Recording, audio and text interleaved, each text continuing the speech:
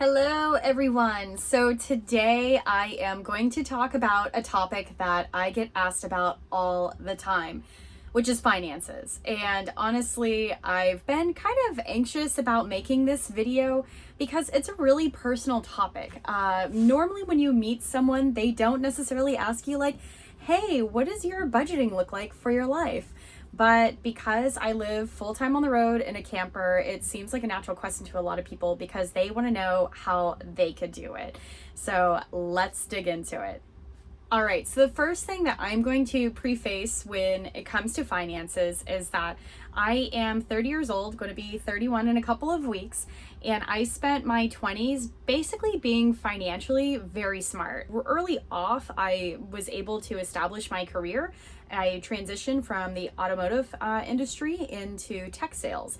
And so I actually worked for Salesforce for about a year before I decided to leave and hit the road. With that being said, my savings, selling a house that I bought, I was 25 when I bought my first house, stuff like that has definitely helped. As of right now, when it comes to finances, I'm basically breaking even. But let's get into the numbers. When I look at my numbers, I actually have spreadsheets where I keep track of everything, and I've been using QuickBooks Self-Employed, and that helps me a lot. And then your bank statements, when you get them online, it'll show you all the graphs so you can kind of categorize everything as well. I'm rather old school, so I also make a lot of lists of what my expenses are. I like to physically write out my budget as well as have it on the computer. Don't ask me why. And then the other thing that I do too is I actually keep track of my gas receipts because I've just been really curious as to how much gas costs, so I added everything up.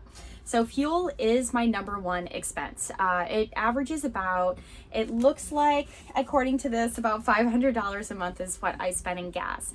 But that fluctuates. There are some months where I've traveled about 40,000 miles in the last 10 months.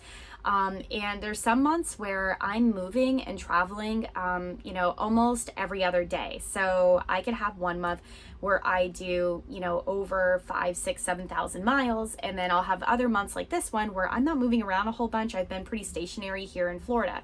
So that's going to fluctuate. Also with gas, it depends if I'm towing or not. So if I am towing, I get about 10 miles to the gallon. So I try to find a location that is central to the activities that I want to do. I park my camper and then I use it as a base camp because my car, when I'm not towing, will get about 16 to maybe up to 18 miles to the gallon. I drive a Toyota 4Runner, so I think that is about average. Outside of fuel, then you have your normal expenses, right? So insurance, so for me, that's, about $150 a month. I have full-timers insurance on my camper, and I also have full coverage on my 4Runner, of course. The one thing to know about full-timers insurance is that it's just like home insurance. It's like renter's insurance. So if anything were to happen in my camper or on my campsite with someone else and, they got injured or someone tried to sue me or whatever, I'm fully protected. So it's really important to have full-timers insurance if you're on the road. Technology, so I have subscriptions for Adobe Premiere so I can edit videos like this. I have subscription to other editing platforms as well, and then things like Spotify. So I could probably save money if I didn't have some of these subscription based, but I need music and I need to be able to edit and do stuff like that. So that's about $60 a month with me, including my phone bill. And I use my phone for my hotspot. So I use a Verizon Jetpack, and that works as my hotspot, which is what I depend on for internet because, again, I do work remote. So outside of that, in terms of expenses, when I look over this, it's really just, there's odd stuff that happens, right? So I've had about $2,000 worth of camper repairs over the past 10 months. And when it comes to auto repairs, I've had roughly about 1,500 repairs. Again, I spent a lot of money on upgrading my car. I'm not including that in these numbers because that's not going to be reoccurring, right? And when it comes to repairs and anything like that, I think it's really important to try to do as much yourself as possible. So I just had to reseal the roof on my camper. I could have paid someone to do that, but it would have been crazy expensive. So it makes more sense to take a day or two of your own own time and do your own repairs if you can, versus spending like thousands of dollars for someone else to do it for probably the same period of time. So that's a huge thing to consider as well. Let's talk about shopping and lifestyle. This is where you have to be really smart. So the biggest thing that I do is I try to limit what I spend on stuff, and I allocate those funds to the fun stuff. So to give you an example, I almost always cook from home. Eating out at restaurants is crazy expensive and it just adds up. And so I will cook from home, and to be honest, I love grocery shopping. So cooking at home and buying food from local is what really helps me in keeping the costs down. As a side note, the really cool thing about grocery shopping when you travel cross country is you still get the local food. So whether if you're in Arizona and you get fresh sugarcane and peppers, or if you're here in Florida where I'm at right now, you could get all sorts of different local fish from the different coasts that they have, and fruits and stuff. And that has been really fun, is to explore the different food from the local perspective. Because again, restaurants are pretty expensive. Not to say that I won't go out with friends every now and then, but I do try to keep that at a cap. And the other thing too is when you're grocery shopping is I will go to the cheapest grocery store first, and I always look at the quantities per ounce, because something might look cheaper overall, but then when you look at it, what it costs per ounce or whatever measurement that they're using, that's what I look at when I grocery shop to keep things down. But that's just like basic budgeting stuff that I hope that you guys already keep in mind. So outside of that, when it comes to shopping for regular stuff, it's been tough because shipping is really difficult with me. So I really can't do online shopping. I can when I'm in a location that I know I can do shipping. I know that Amazon does lockers now. I haven't tried it, but that'll be my next step. So I do end up buying a lot of stuff local. And one thing that I do with that is, again, trying to find thrift shops and resale shops. And to be honest, you can negotiate at a lot of these places. So I will do my best to get the best deals from the most local shops and build those relationships. So when I'm back in the area, I could go back there and I know that these people are going to take care of me. So outside of that, when it comes to activities, again, the way I see it is like, if I have a $40 meal in a restaurant, I could take that and use that $40 to go rock climbing.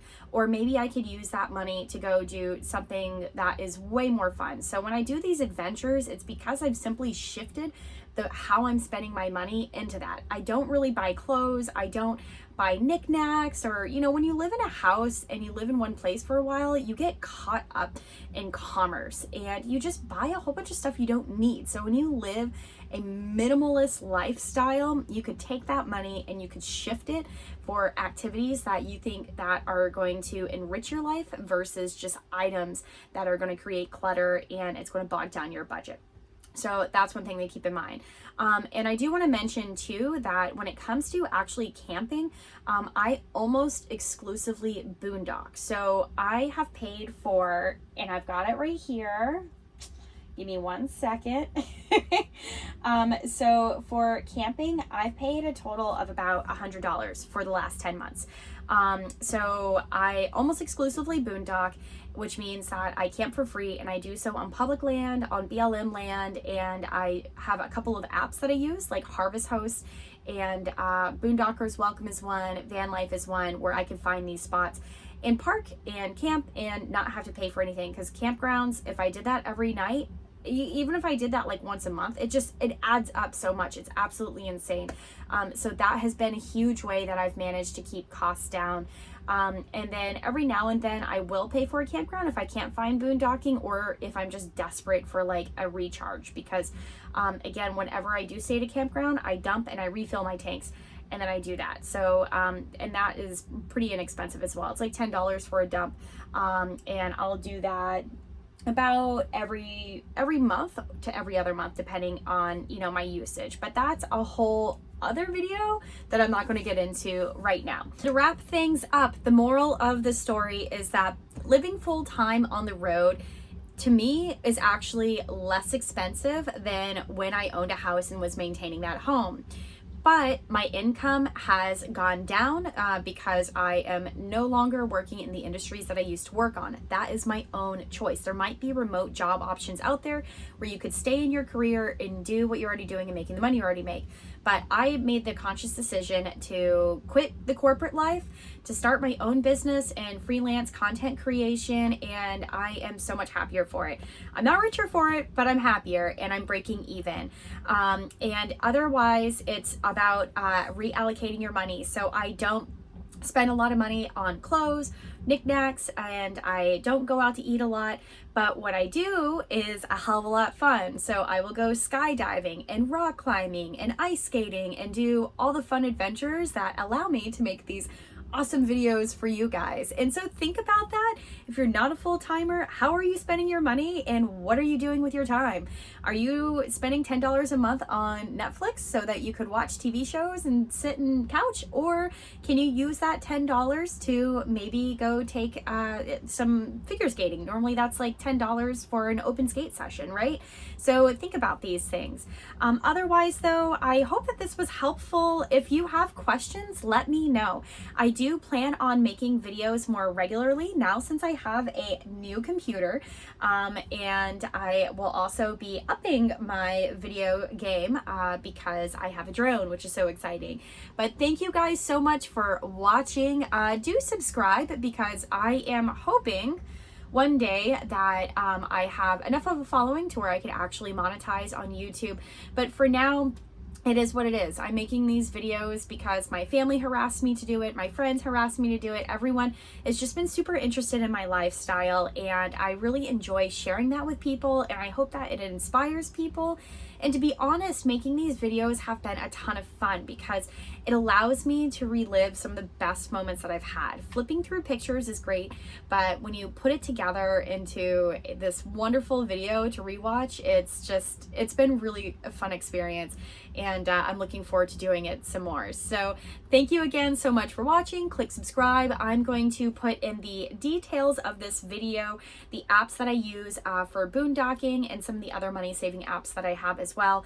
And again, if you have any questions, let me know. But otherwise, I will see you guys next time and say bye, Cricket.